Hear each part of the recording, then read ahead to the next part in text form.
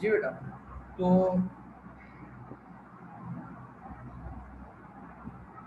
आज हमने स्टार्ट लेना है चैप्टर 3।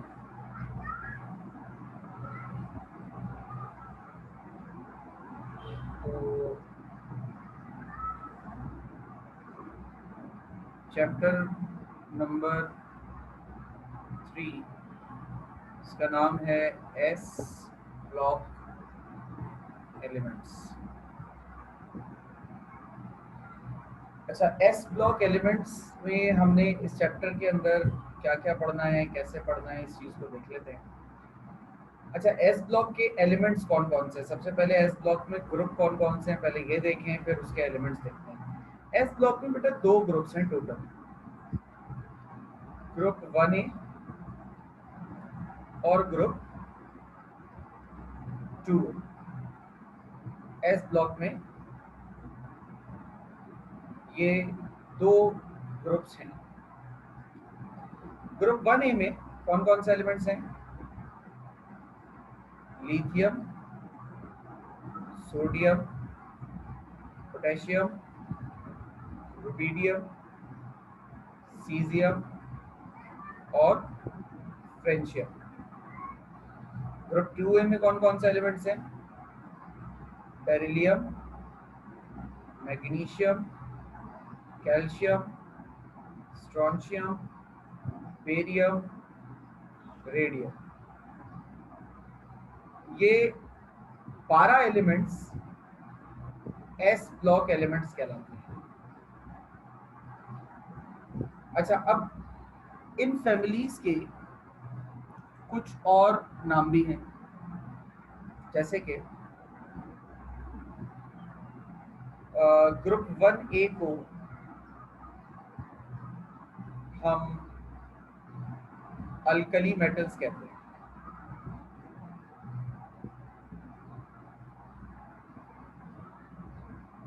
और ग्रुप 2A को हम अल्कलाइन अर्थ मेटल्स कहते हैं। एक अल्कली मेटल्स और दूसरे को अल्कलाइन अर्थ मेटल्स, ठीक है। अच्छा, अल्कली मेटल्स और अल्कलाइन अर्थ मेटल्स इनको कहा जाता है। तो ये जो अल्कली मेटल्स हैं, अल्कली मेटल्स को अल्कली क्यों कहा जाता है और अल्कली का मतलब क्या होता है? अल्कली का मतलब होता है बेटा ऐश ऑफ प्लांट्स। अल्कली का मतलब होता है ऐश of plants.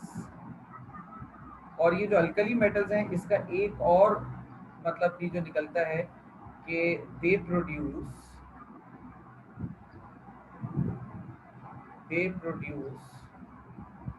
Water soluble basis.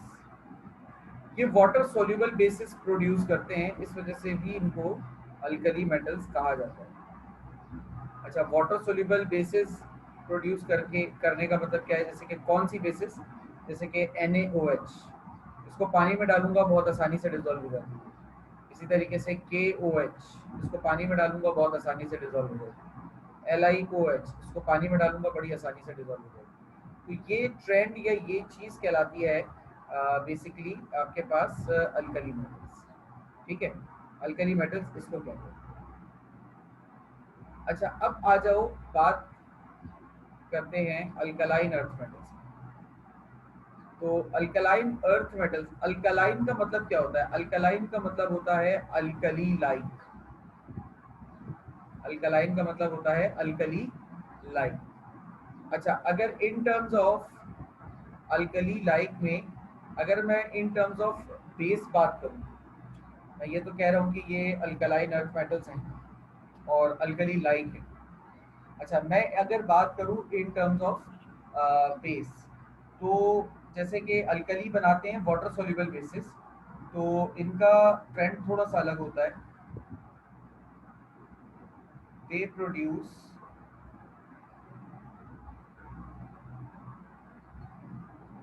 Water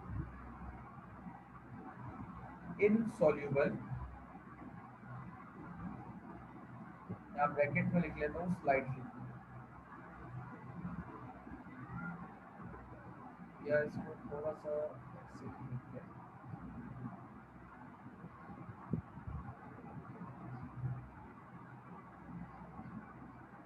They produce water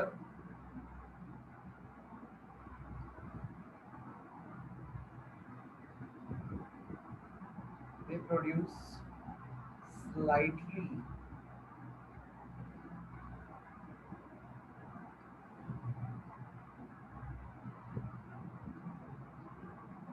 they produce slightly water soluble bases। यानी कि ये जो बेसिस अल्कली मेटल्स बनाते हैं ये स्लाइटली वाटर सोल्यूबल होते हैं, बहुत ज्यादा सोल्यूबल नहीं होते। जैसे अल्कली अल्कली मेटल्स को अगर मैं एक ग्लास पानी लूं और उसके अंदर मैं भर के बेस भी डाल दूं ना तो वो आसानी से डिजोल्व हो जाता है। लेकिन अगर मैं एक गिलास पानी के अंदर बहुत थोड़ी सी मिकदार में भी अल्कलाइन अर्थ मेटल्स की बेस को डालूंगा ना तो वो पानी में उतना ज्यादा डिजोल्व नहीं होगा जितना अल्कली हो जाता है। अच्छा, ये कौन सी बेसिस होती हैं? MgOH twice, CaOH twice etcetera. ठीक है, ये कहलाती हैं अल्कलाइन अर्थ मेटल्स की बेस और ये कहलाती हैं अल्कली मेटल्स की बेस। तो ये तो इनकी कुछ बुनियादी बातें थी। अच्छा, ये जो लफ्ज मैंने ऐश ऑफ प्लांट्स लिखा है, इस लफ्ज से भी अक्सर स्टूडेंट्स बड़ा परेशान होते हैं कि ये इसका क्या मतलब है। बेटा, ऐश ऑफ प्लांट्स का मतलब है कि ये मेटल्स जो है ना, यानी कि जो प्रोड्यूस हुई तो प्लांट से प्रोड्यूस हुए। ठीक है, ये माना जाता है कि ये मेटल्स प्लांट्स से प्रोड्यूस हुए, लाखों साल तक प्लांट जमीन में दबे रहे। तो प्लांट्स में कोई एक चीज तो होती नहीं है, आपको पता है कि प्लांट्स में लाखों की तादाद में मिनरल्स और मुख्तलिफ चीजें होती हैं, तो उन्हीं से ये बन गए। ठीक है, एलिमेंट्स के बारे में वैसे भी हमारा तस्वुर यही है कि ये इंसान नहीं बनाते, ये कुदरती तौर पर मौजूद होते हैं। ठीक है, तो अभी तक कोई सवाल, किसी को कोई कंफ्यूजन अगर है तो पूछ लें।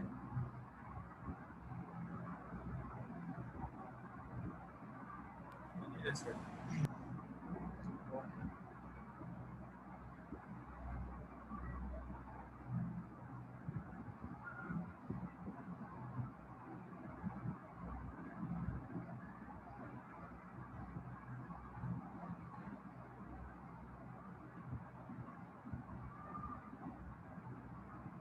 इलेक्ट्रॉनिक कॉन्फ़िगरेशन देख लेते हैं अब इन दोनों ग्रुप्स की। आवाज आ रही है बेटा मेरी आपको?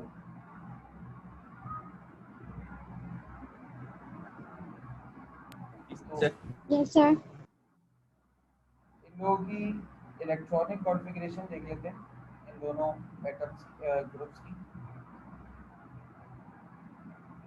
ये थोड़ा सा छोटा लग रहा होगा आप लोगों को, साइज में इसको बड़ा कर देता हूँ। तो इनकी इलेक्ट्रॉनिक कॉन्फ़िगरेशन जो है वो मैंने करके ही रखी हुई थी ताकि बाद में इशू ना हो।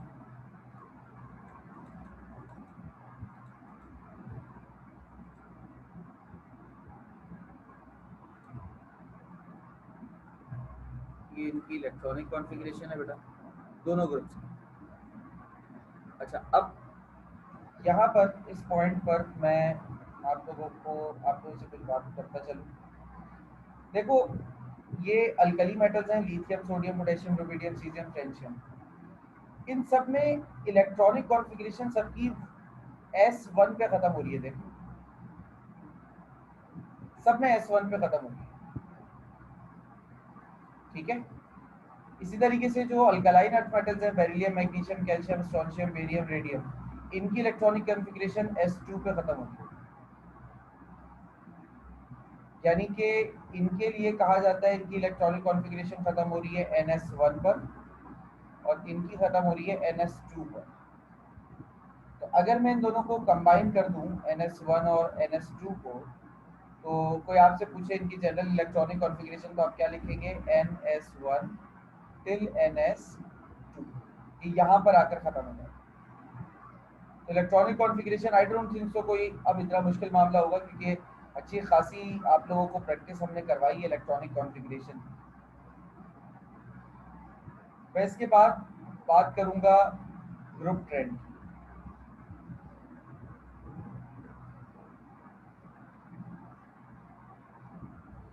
ग्रुप ट्रेंड क्या होता है?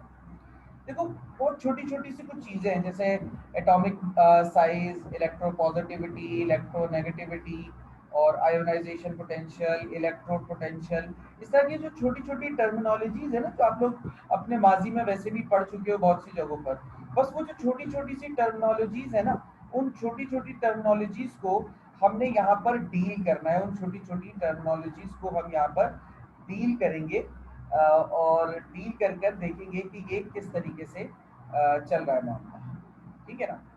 उन छोटी छोटी टर्मिनोलॉजीज का, कि ग्रुप में वो किस तरीके से होता है, कहाँ पर उसकी वैल्यू बढ़ती है, कैसे कम होती है, क्यों कम होती है, क्यों बढ़ती है, ये सारी छोटी छोटी सी बातें। अच्छा, ये वाला जो ग्रुप ट्रेंड वाला पोर्शन है, ये पोर्शन आपके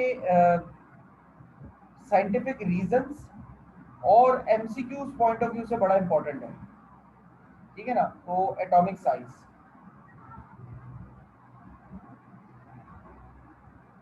एटॉमिक साइज देख लेते हैं। तो एटॉमिक साइज क्या होता है, सबसे पहले तो ये समझ लेते हैं कि एटॉमिक साइज कहलाता है साइज ऑफ एन एटम। अच्छा, यहाँ पर जो मैं एटॉमिक साइज की बात कर रहा हूँ ना, तो यहाँ पर मैं वॉल्यूम को इंक्लूड कर रहा हूँ, बेसिकली वॉल्यूम की बात कर रहा हूँ कि किसी एटम ने कितनी जगह घेरी है। फॉर एग्जाम्पल ये एक मेरे पास एटम है, ठीक है। अब इस एटम ने जो ये स्पेस ऑक्यूपाई किया हुआ है, that will be the volume of this group, ठीक है ना। तो एटॉमिक साइज बता रहा हूँ दोनों एलिमेंट्स में। Atomic size,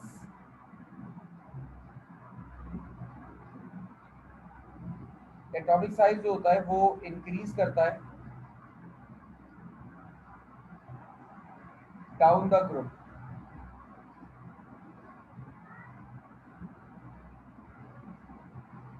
in both families, both दोनों ही फैमिलीज के अंदर एटॉमिक साइज जो है वो डाउन द ग्रुप इंक्रीज करता है। अच्छा, atomic size down the group increase क्यों करता है, कोई मुझे रीजन बता सकता है?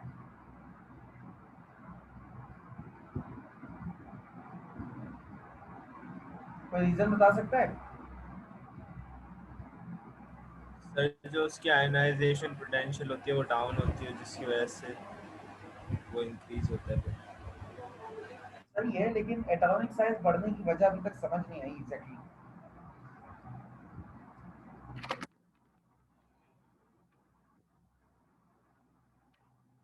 सर आईपी की इंक्रीज की वजह से। आईपी नहीं, देखो आईपी तो सही है, ठीक है, आईपी की वजह से, आईपी इटसेल्फ एटॉमिक साइज पर डिपेंडेंट है ना।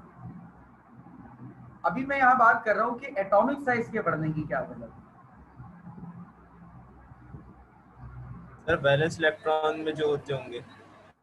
नहीं, देखो आईपी एटॉमिक साइज बढ़ने की वजह है due to increase large atomic size.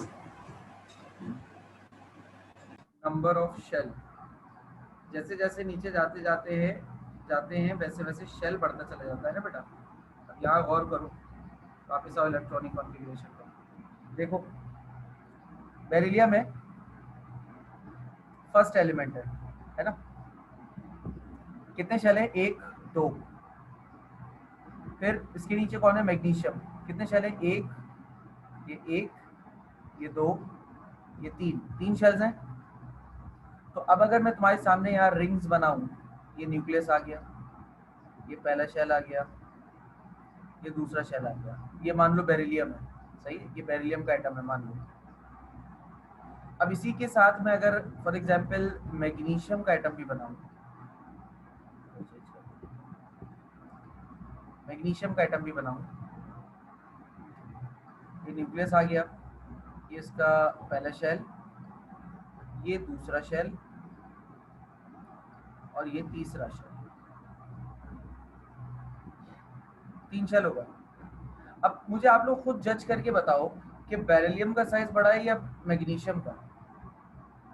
Magnesium. Magnesium का साइज बड़ा है। अच्छा क्यों, क्योंकि सर इसके अंदर एक और ये दो, दो शेल्स हैं सर, इसमें तीन शेल्स हैं, एक दो तीन। ऑब्वियस सी बात है बेटा, तीन रिंग्स जगह ज्यादा लेंगे पर इस बार दो रिंग्स के, ठीक है ना।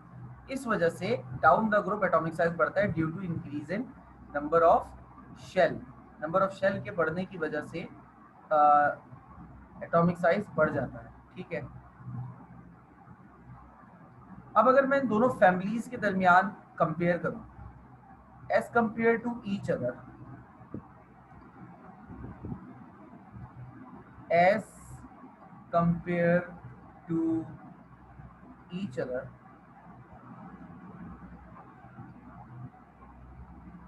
The atomic size.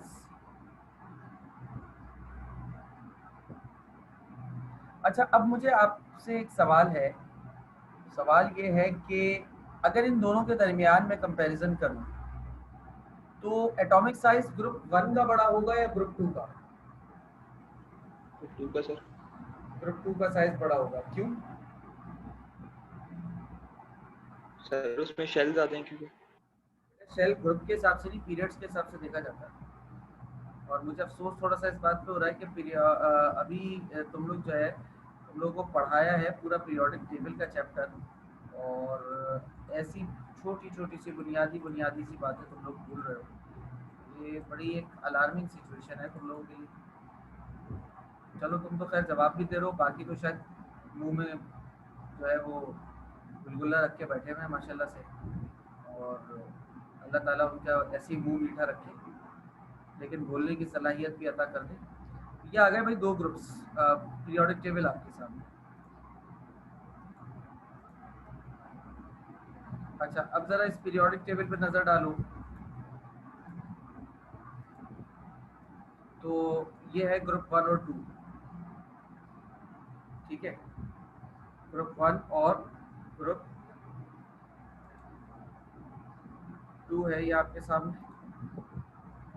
अच्छा, ग्रुप 1 और ग्रुप 2 में ज़रा मुझे एक बात देखकर बताओ कि ये ग्रुप 1 है और ये वाले ग्रुप 2 है। ग्रुप 1 और ग्रुप 2, अगर मैं आपसे कहूँ लिथियम के बारे में, लिथियम का मैं स्ट्रक्चर बनाता हूँ। एटॉमिक नंबर है 3, न्यूक्लियस, पहले शेल में 2 इलेक्ट्रॉन होते हैं, दूसरे में 1 इलेक्ट्रॉन होता है। बेरिलियम का एटॉमिक नंबर होता है 4, बेरिलियम का ये आ गया न्यूक्लियस, पहले शेल में 2 इलेक्ट्रॉन, दूसरे शेल में भी 2 ही इलेक्ट्रॉन होते हैं। अब मुझे एक बात बताओ, जरा गौर से ध्यान से खुद देखो, तो दोनों में, लिथियम में और बेरिलियम में, नंबर ऑफ शेल्स कितने हैं? दो दो। दोनों है ना? दोनों एटम्स में शेल जो हैं वो दो दो हैं, इसमें भी 2 शेल्स हैं और उसमें भी 2 शेल्स हैं, ठीक है। तो ऐसा मुमकिन कैसे हो सकता है कि लिथियम में, आप भी मुझे जिसने भी बताया कि सर ग्रुप 2 का जो एटॉमिक साइज है वो बड़ा होगा, तो बेटा ग्रुप 2 का एटॉमिक साइज तो बड़ा हो ही नहीं सकता ना। अब सर अगर वो इसी फुलफिल है क्योंकि नहीं बेटा, फुलफिल भी नहीं है, अभी तो फिलहाल फुलफिल की बात पर भी आऊँगा। तो ये सर तो खैर हो गई कहानी।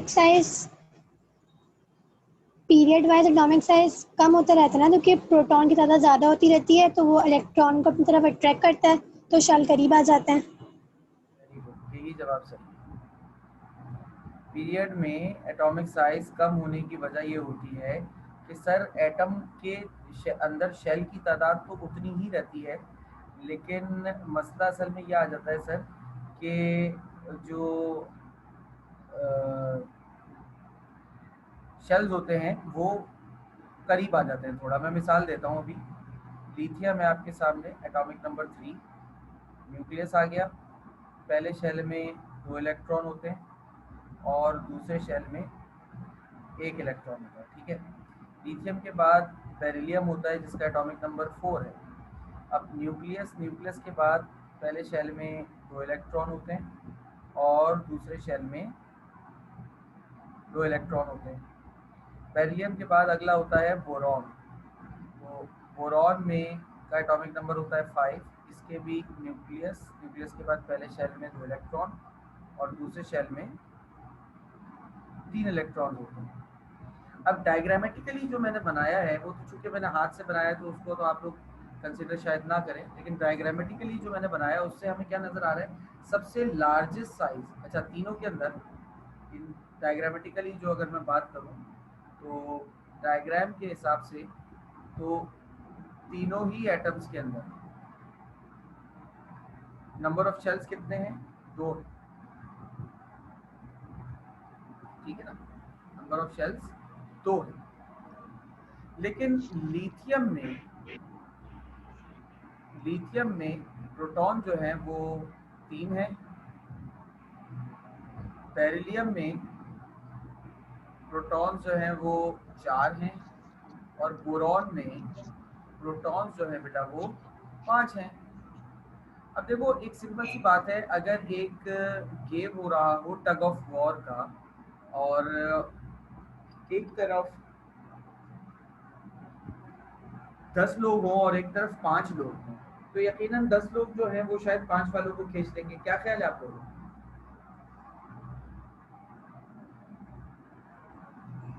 क्या ख्याल है बेटा? जी सर। ऐसा ही है ना? अच्छा, 10 वाले जो हैं वो 5 वालों को खींच लेंगे अपनी तरफ। अब जरा गौर करो कि इस वाले एटम में, न्यूक्लियस में, इस वाले एटम की बात कर रहा हूँ, उसमें न्यूक्लियस में 3 प्रोटॉन हैं अभी, ठीक है। अब ये जो 3 प्रोटॉन हैं ये इलेक्ट्रॉन को खींच रहे हैं अपनी तरफ। इस वाले न्यूक्लियस में 4 प्रोटॉन है जो इन इलेक्ट्रॉन को अपनी तरफ खींच रहे हैं। इस वाले न्यूक्लियस में 5 इलेक्ट्रॉन है जो इन इलेक्ट्रॉन को अपनी तरफ खींच रहे हैं। मुझे एक बात बताओ, सबसे ज्यादा पावर से कौन खींच रहा होगा तीनों में से? Boron sir. क्या? बोरॉन। बोरॉन सबसे ज्यादा पावरफुली ये अट्रैक्ट कर रहा होगा, इसे हम कहेंगे high nuclear charge. High nuclear charge होगा इसमें, सबसे ज्यादा पावर से यही खींच रहा होगा अपनी जाने। हाई न्यूक्लियर चार्ज होगा इसमें। और सबसे कम पावर से कौन खींच रहा होगा? Lithium sir. इसके अंदर क्यों ऐसा होगा? लो न्यूक्लियर चार्ज, ये वजह है। देखो बात कहने की ये है सिर्फ कि न्यूक्लियस के अंदर जो, अब देखो शेल्स तो उतने ही हैं। यहाँ पर क्या हो रहा है, यहाँ पर 3 प्रोटॉन खींच रहे हैं और यहाँ पर 5 प्रोटॉन खींच रहे हैं। शेल इसमें भी 2 ही हैं, ठीक है, और इसमें भी 2 ही हैं। यहाँ पे 3 प्रोटॉन खींच रहे हैं, तो ये जो इलेक्ट्रॉन के शेल्स हैं ये इतना ज्यादा न्यूक्लियस के करीब नहीं आएंगे। लेकिन यहाँ पर चूंकि 5 प्रोटॉन्स खींच रहे हैं, तो ये जो शेल्स होंगे ये न्यूक्लियस के थोड़ा करीब आ जाएंगे। अब इस करीब आने की वजह से क्या होगा कि इस एटम का साइज बनिस्बत लिथियम के मुकाबले में कम हो जाएगा, जबकि शेल्स की तादाद दोनों में सेम होगी। बात समझ में आ गई बेटा? जी सर। अच्छा, अब मुझे बताओ, ग्रुप 1 का एटॉमिक साइज बड़ा होगा या ग्रुप 2 का?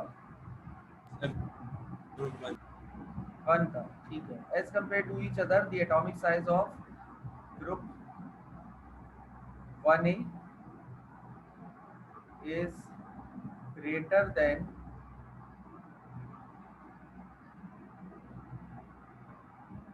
Group 2B। 2B से ग्रेटर होता है, सही है। अच्छा, रीजन क्या है? अब मैं वो रीजन जो है वो यहाँ लिख रहा हूँ, बल्कि ये अजीब ही हो जाएगा अगर मैंने यहाँ लिखा था। इसको सिलेक्ट करके हम नीचे करते हैं।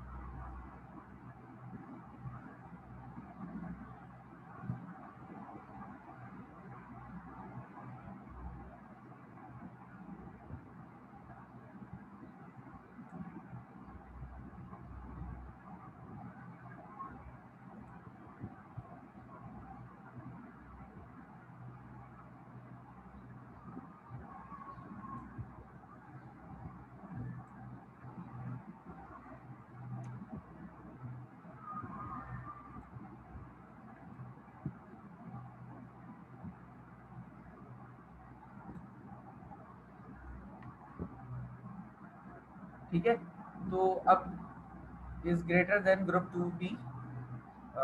क्यों ग्रेटर है? ड्यू टू, यहाँ पे लिख लेते हैं, due to same number of shell, but difference in nuclear charge. Same shell है बट न्यूक्लियर चार्ज में फर्क होने की वजह से इनका जो साइज होता है वो अलग होता है। अच्छा, न्यूक्लियर चार्ज में फर्क होने का मतलब क्या है? न्यूक्लियर चार्ज में फर्क होने का मतलब है, इसे हम न्यूक्लियर चार्ज में फर्क होने का मतलब है, हम कहते हैं इसको चार्ज डेंसिटी का लफ्ज भी इसके लिए इस्तेमाल करते हैं। ठीक है ना, लफ्ज याद रखना, इसके लिए चार्ज डेंसिटी का लफ्ज भी इस्तेमाल होता है।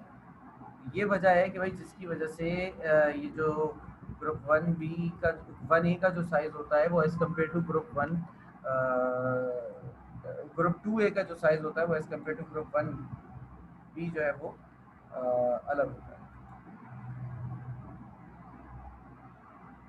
क्लियर मेरी बात बेटा? कोई ऐसी बात जो परेशान कर रही हो या परेशानी का सबब हो तो आप पूछ सकते हैं।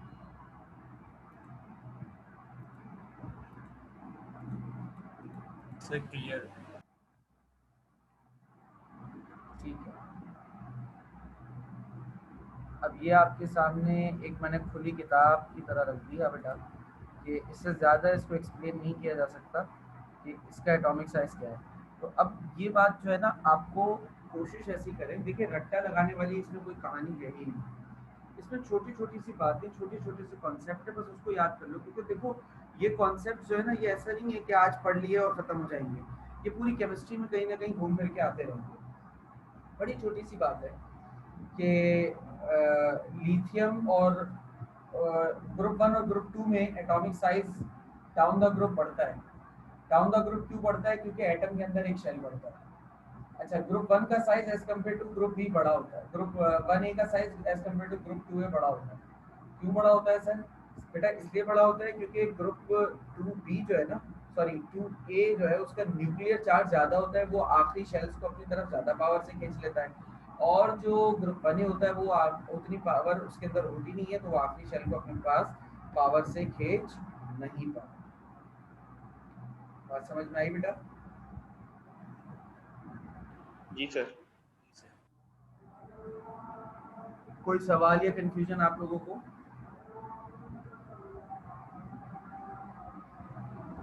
No sir. No sir. अगला जो फैक्टर है वो फैक्टर तो है आपके पास आयोनाइजेशन पोटेंशियल का, लेकिन अब हमारे पास क्लास में चूंकि वक्त ज़्यादा बाकी रहा नहीं है तो अभी हम अपनी क्लास यहीं ऑफ कर रहे हैं क्योंकि मैं उस टॉपिक को पूरा कंप्लीट नहीं कर सकता। लिहाजा कल मैं आप लोगों को, अच्छा अभी ग्रुप ट्रेंड लंबे चलेंगे, अभी सिर्फ पहला ग्रुप ट्रेंड आया है जो कि एटॉमिक साइज था। अब आयोनाइजेशन पोटेंशियल आएगा, फिर एटॉमिक फिर वो ionize electron affinity, electron negativity सब आएंगे अभी घूम फिर। ठीक है, तो आज के लिए इतना ही। मजीद कोई सवाल हो तो बेटा पूछ लीजिएगा। नेहा बेटा आपका मैसेज अभी देख रहा हूँ, आपका माइक बंद था। अल्लाह हाफिज़।